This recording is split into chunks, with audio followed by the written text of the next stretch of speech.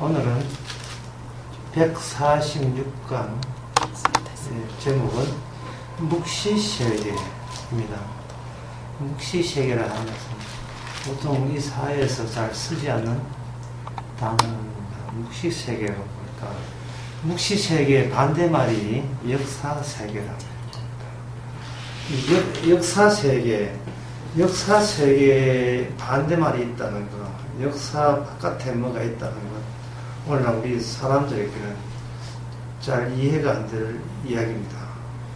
역사라 하는 것은 바깥에 나갈 수가 없고, 그냥 하루하루 살다 보면 과거 있고, 그 다음에 그 과거가 현재를 되도록 밀어내었고, 미래는 아직 없지 않았고, 이게 아주 자연스러운 인간들의 의식이며, 이것밖에 시간이라 하는 것은 오직 그뿐이다 라고 이제 생각을 할 수 있습니다. 그런데 성경에 보게 되면 누가복음 17장에 보면 바로 이러한 입장에서 그러한 입장을 갖고 있는, 우리 합동이라는 입장을 갖고 있는 바리새인들이 예수님이 여러 가지 이야기를 하니까 그들이 정작 궁금했던 것을 언급을 한 대목이 누가복음 17장 20절에 보면 나옵니다. 그 대목을 읽어보면 바리새인들이 하나님의 나라가 어느 때에 임하나이까 묻거늘, 바리새인들이 예수님께 질문을 했습니다. 하나님 나라가 언제 옵니까? 오늘날 우리도 궁금해하는 질문과 동일한 질문을 한 겁니다. 언제 오는 걸 이걸 왜 묻는가? 그때 올 쯤 돼서 미리 대비하려고 묻겠죠. 지금은 하늘나라가 자기들 보기에도 분명히 아니라고 얘기하는 겁니다. 세상에 불의가 많고, 세상에 범죄가 날뛰면서, 그리고 살기 힘든 자연 환경과 기근과 그런 가뭄, 그런 태풍, 이런 거 있으면서 이걸, 여기가 천국이다, 그 이야기할 사람 아무도 없을 겁니다. 따라서 이 바리새인이 예수님한테 한 질문은, 우리가 그 당시, 예수님 당시에 한 게 있었다면, 우리도 동일하게, 제일 먼저 꼭 질문하고 싶은 질문일 겁니다. 거기에 대해서 예수님께, 우리가 예수님께 기대하는 답변은 이런 겁니다. 5년 뒤에 온다. 10년 뒤에 온다. 2개월 뒤에 온다. 일주일 뒤에 온다.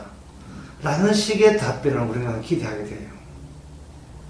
왜 우리가 그런 답변을 기대하느냐 하면은, 아까 이야기한 것처럼 인간은 역사라는 그 안에 있기 때문에, 역사 바깥에 뭐가 있다고 생각하지 않기 때문에, 과거, 현재, 미래까지 시간적인 쪼개움과 스케줄을 따라서 며칠 지나면 온다. 그것이 우리한테는 이해가 되죠. 그런데 예수님의 답변을 들어보면 이렇습니다. 예수께서 대답하여 가라사대 하나님의 나라는 볼 수 있게 임하는 것이 아니요 또 여기 있다 저기 있다고도 못하리니 하나님의 나라는 너희 안에 있느니라 라고 언급을 하셨습니다. 지금 질문하는 그 질문은 뭐냐 하면 언제 옵니까? 라고 질문을 했어요. 바리새인들이. 예수님에 대해서 그 질문하는 그 환경을 예수님께서 이렇게 풀이해 주시는 거예요. 너희들은 하나님 나라가 오게 되면 너희들은 자기의 눈으로 이게 하늘나라 왔다 또는 안 왔다, 왔다 안 왔다를 확인할 수 있는 자질과 능력이 우리한테는 있다는 것을 전제로 하고 너희들이 그 질문을 지금 내한테 했다고 하시는 겁니다. 하늘나라가 왔나 안 왔냐에 대해서 본인들이 이미 파악할 자신이 있기 때문에 문제는 언제 우리가 기대하는 하늘나라가 오게 되면 그게 기대하는 하늘나라가 언제 옵니까? 라는 식으로 바리새인이 물었는 거예요. 그런데 예수님은 그들의 질문 자체를 이게 잘못됐다고 한 겁니다. 하나님 나라가 왔어도 너희들은 그걸 알 수 없는 그런 존재가 너희들이라는 겁니다. 바리새인들이 질문을 할 때 자기는 하늘나라가 오는 정도는 자기들이 분명히 알 수 있을 것이라고 여기고 질문을 했는데, 주님께서는 너희들이 하늘나라가 와도 모르게 돼 있는 그런 인간이다 라고 대받아 치시는 겁니다. 처음에 강의할 때 이 바리새인이 그런 질문을 하는 것은 오늘날 우리가 예수님 당시에 예수님 만나면 우리도 하고 싶은 질문인데, 따라서 답변도 그 당시 바리새인에게만 답변해 줬다 하지 말고 지금 우리에게 예수님께서 같은 답변을 우리에게 했다고 했을 때에 도대체 우리는 어떤 면을 수정해야 될까요? 하나님 나라는 볼 수 있게 임하는 것이 아니라고 했습니다. 그리고 하나님 나라는 여기 있다 저기 있다도 우리가 이렇게 판정할 수 있는 게 아니고, 하나님 나라는 너희 안에 있느니라 라고 했습니다. 너희 안에 있다고 했을 때 시간적으로 질문했던 사람한테는 너희 우리 안에 있다는 것을 앞에 뭐를 붙여서 이해하느냐면 이미 우리 안에 있다. 그냥 우리 안에 있는 게 아니고 이미 여기 왔구나 라고 생각을 하게 될 것입니다. 과연 이런 생각이 옳은 생각인지를 다시 한번 우리가 생각을 해봐야 돼요. 우리가 하늘나라가 왕 것을 우리가 알지 못한 상태에서 이미라는 말을 붙여서 이미 왔다고 해서 하늘나라를 파악할 수 있는 게 아닙니다. 아주 알기 쉽게 말해서 예수님 보시기에는 너희들이 하늘나라가 있다 할지라도 파악할 수 없을 정도로 너희에게 인간들에게 문제가 있다는 겁니다. 자, 그 이유가 뭘까요? 그 이유는 바로 하나님의 나라는 그냥 조용하게 곱게 오는 것이 아니고 우리가 생각하고 상정해 놓은 하나님 나라와 전쟁을 하고 투쟁을 하고 분쟁을 일으키면서 현재 우리 속에서 활동하고 있기 때문에 그렇습니다. 구약 시편 110편에 보면 여호와께서 내 주에게 말씀하시기를 내가 내 원수로 내 발등상 되기까지 너는 내 우편에 앉으라 하셨도다 되어 있습니다. 이것은 뭐냐? 다윗이 예언하기를 장차 오실 메시아는 일을 하실 때 싸움하는 분으로서 이 땅에서 활동을 하신다는 겁니다. 싸움을 하게 되면 싸움의 대상이 있을 거고 그 대상을 바로 주의 원수라고 시편 110편의 1절에 그렇게 되어 있습니다. 예수님의 원수죠. 그러면 예수님의 원수라는 것을 예수님이 왔을 때 바리새인들은 예수님의 원수를 그들은 알지를 못했습니다. 그 이유가 인간들은 자신에게 해코지 하는 자신의 원수, 자신의 말을 가로막는 그런 자신의 말과 의견이 다른 그런 것을 자신의 적, 자기의 원수로 그렇게 여기고 있었던 겁니다.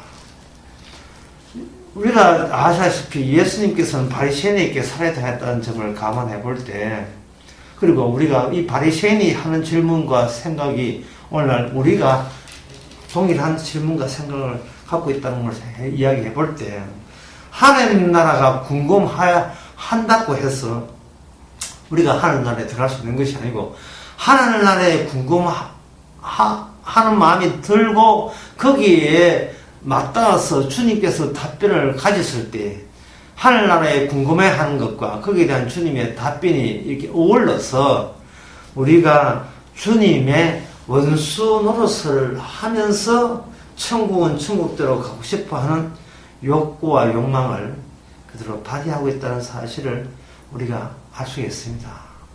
그렇다면 우리가 이해하는 것처럼 하늘나라가 우리 안에 있다면 이미 와버렸네 라고 생각하거든요.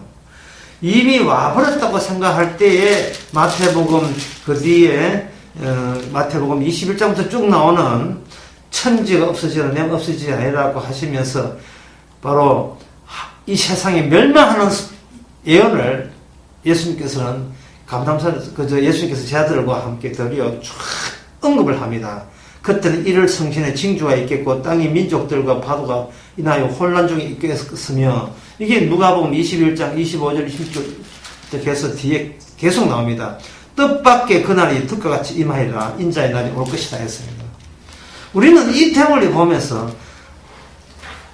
예수님께서는 이미 오셨는데 그 실체는 마지막까지 있구나 라고 생각하는 경향들이 많아요. 그래서 신학자들은 이걸 오해하기를 하늘나라는 이미 왔고 아직 마지막은 남아있다. 이미 아직 하는 두 단어로서 하늘나라를 그렇게 묘사하려고 예를 씁니다. 그것은 주님의 뜻이 아닙니다.